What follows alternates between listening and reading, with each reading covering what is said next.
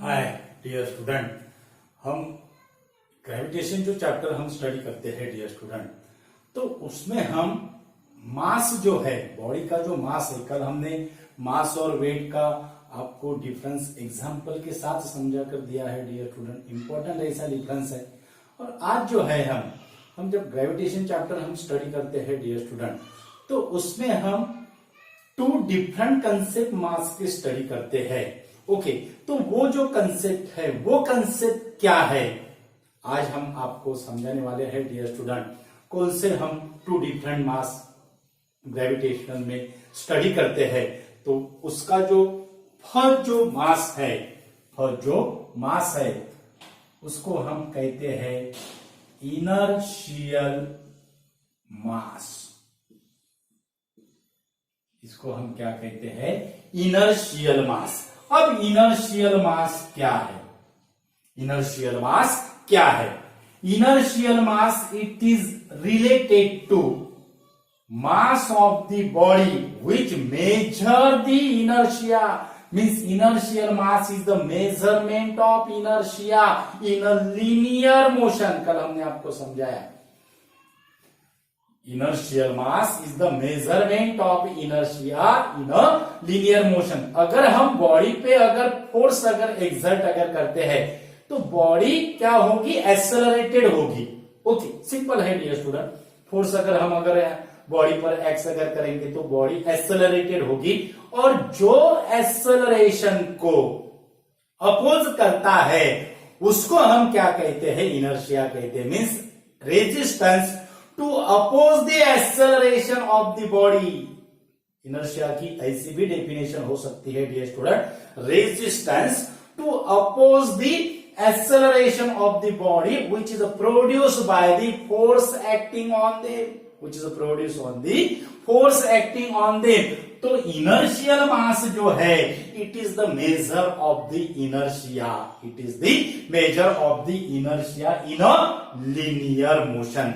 Every mass related to real number. जो mass होता है वो मास एक रियल नंबर एसोसिएटेड करता है डियर स्टूडेंट, और वो जो रियल नंबर होता है, this real number is gives the measure of inertia.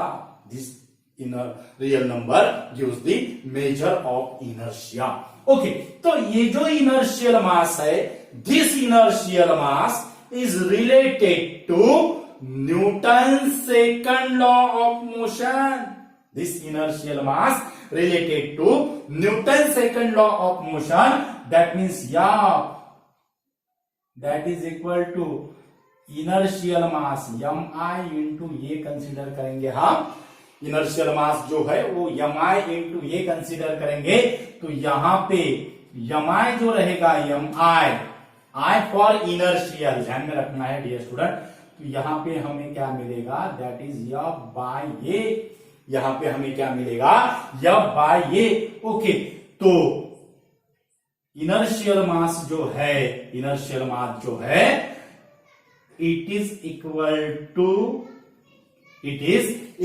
To force experience by body.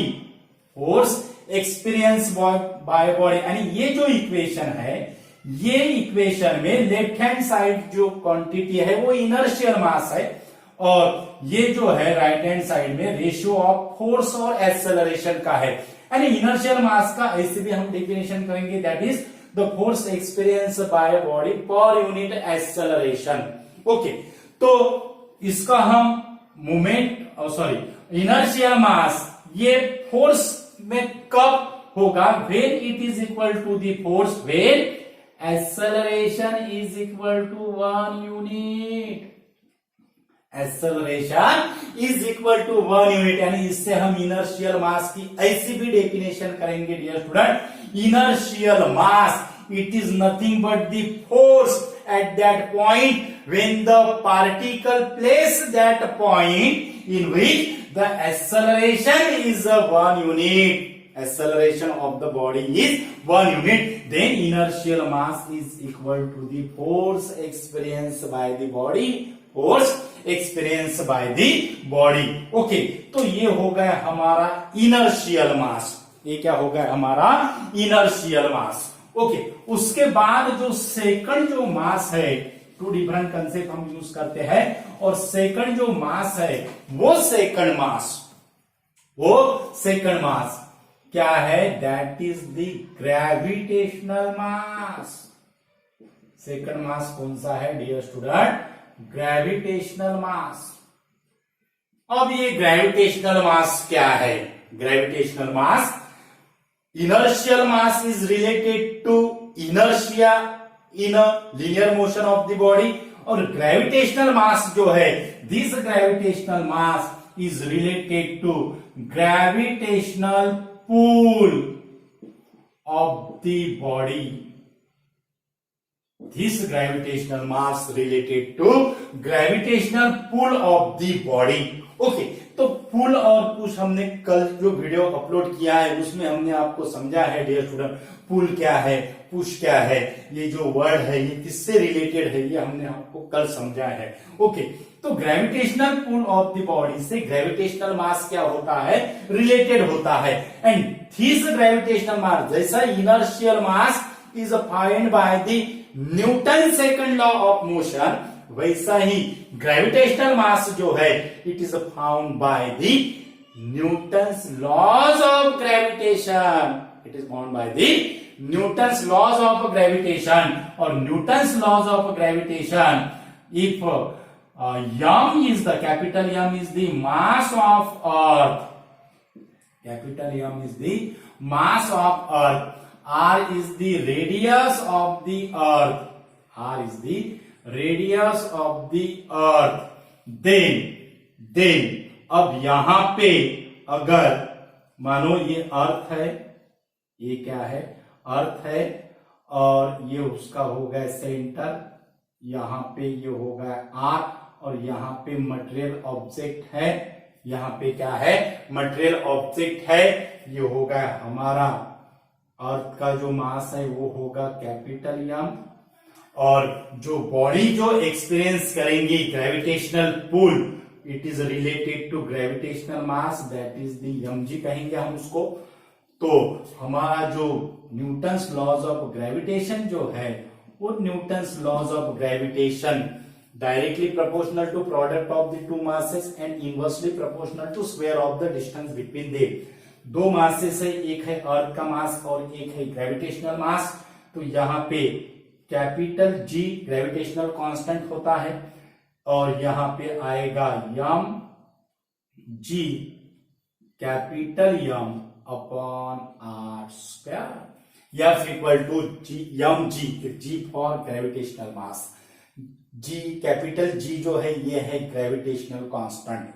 Okay, और कैपिटल यम जो है ये है मास ऑफ द अर्थ, ये क्या है, mass of the earth. Okay, तो यहां से ग्रेविटेशनल मास क्या होगा, ग्रेविटेशनल मास, यहां से ग्रेविटेशनल मास क्या होगा, ग्रेविटेशनल मास होगा F, ग्रेविटेशनल मास क्या होगा F, gravitational mass mg that is equal to F r square upon gm होगा, क्या होगा, F r square upon gm, F r square upon gm, mg that is equal to F r square upon gm। और ये जो equation है, ये equation हम कैसे लिखेंगे, that is mg gravitational mass mg that is equal to F upon gm by r square,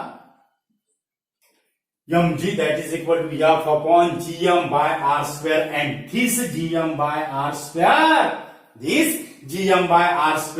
is gives the value of gravitational intensity. This gm by r square gives the value of gravitational intensity. किससे related है dear student, ये gravitational intensity से related है, और gravitational intensity that is gm upon r square. Gravitational intensity, it is the intensity in a gravitational field, It is the intensity in a gravitational field when the gravitational force experienced by the body per unit test mass. Per unit test mass. तो ऐसे हम gravitational field intensity की definition करते हैं dear student. Okay, तो ये जो gravitational intensity रहेगी E, that is equal to F by M. That is equal to F by M. और यहां से अगर हमने F बाय M अगर यहां से लिया तो हमें मिल रहा है dear student GM upon R square. और इसको हम क्या कहते हैं? GM अपॉन आर स्क्वायर को हम क्या कहते हैं? Gravitational field intensity. Gravitational field intensity. Okay, तो ये GM अपॉन आर स्क्वायर पे. और ये जो ग्रेविटेशनल फील्ड इंटेंसिटी है when it is equal to acceleration due to gravity, क्योंकि acceleration due to gravity का जनरल जो फॉर्मूला होता है वो होता है R square. R is the separation distance between body and earth. Surface of the earth से बॉडी कितने डिस्टेंस पे है? तो ये होगा स्मॉल r. ये क्या होगा? Small r.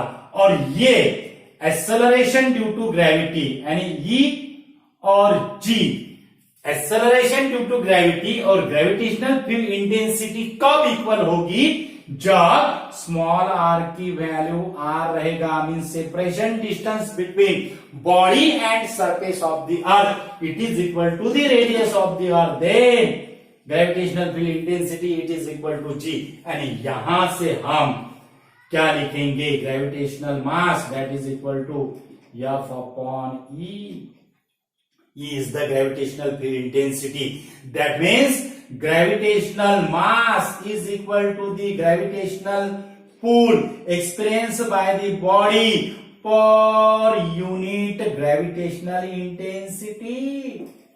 Per unit gravitational intensity. अगर ग्रेविटेशनल इंटेंसिटी की वैल्यू अगर 1 यूनिट है तो जो ग्रेविटेशनल मास जो है it is equal to gravitational pull experience by the body. Gravitational pull experience by the body.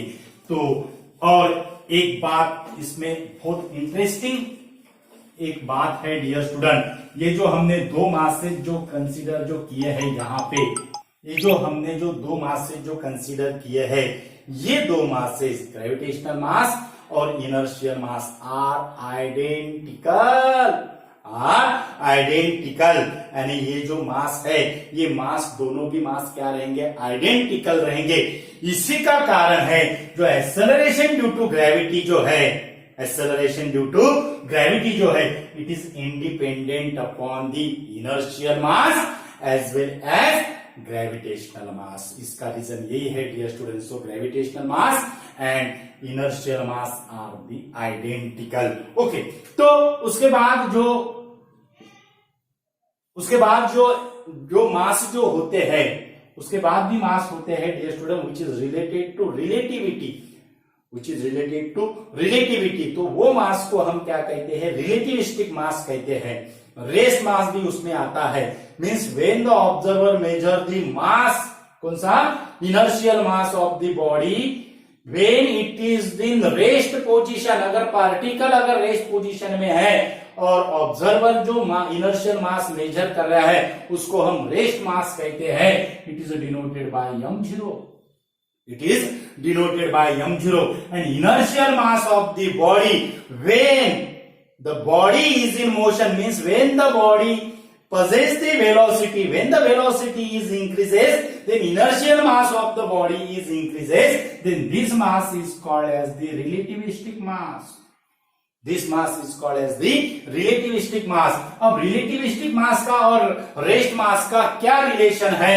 तो सिंपल ऐसा रिलेशन है. According to relativity, that is relativistic mass that is equal to m0 rest mass under root of 1 minus v square by c square. Relativistic mass that is equal to rest mass upon under root 1 minus v square by c square, where v is the speed of body and c is the speed of light in vacuum. c is the speed of light in vacuum। यानी relativistic theory से क्या कहता है, relativity theory क्या कहता है, जो body जो है उसका जो स्पीड रहेगा इट इज कंपेयर टू और less than the speed of light. Speed of light से उसका स्पीड बॉडी का ज्यादा नहीं रहेगा, ये थ्योरी कहती है रिलेटिविटी। ओके, तो जो मास जो रहेगा ये मास हो गया रिलेटिविस्टिक मास, ये हो गया रेस्ट मास। तो ये भी रिलेटिविटी थ्योरी में आते हैं डियर स्टूडेंट। लेकिन जो डिफरेंट जो कंसेप्ट है, दो कंसेप्ट, एक है इनर्शियल मास और दूसरा है ग्रेविटेशनल मास। ओके, तो इंपॉर्टेंट ऐसा वीडियो है डियर स्टूडेंट। वीडियो ज्यादा से ज्यादा स्टूडेंट को शेयर कीजिए और हमारे चैनल पे अगर नए अगर यूजर है तो हमारा चैनल सब्सक्राइब कीजिए। हमारे चैनल का नाम तो आपको याद ही होगा dear student, that is the equinox physics, जहाँ पे हम ऐसे कंसेप्ट आपको यहाँ पे पढ़ाते हैं डियर स्टूडेंट। यानी आपको क्या हो, अंडरस्टैंड हो, आपका नॉलेज क्या हो, गेन हो। Thank you so much.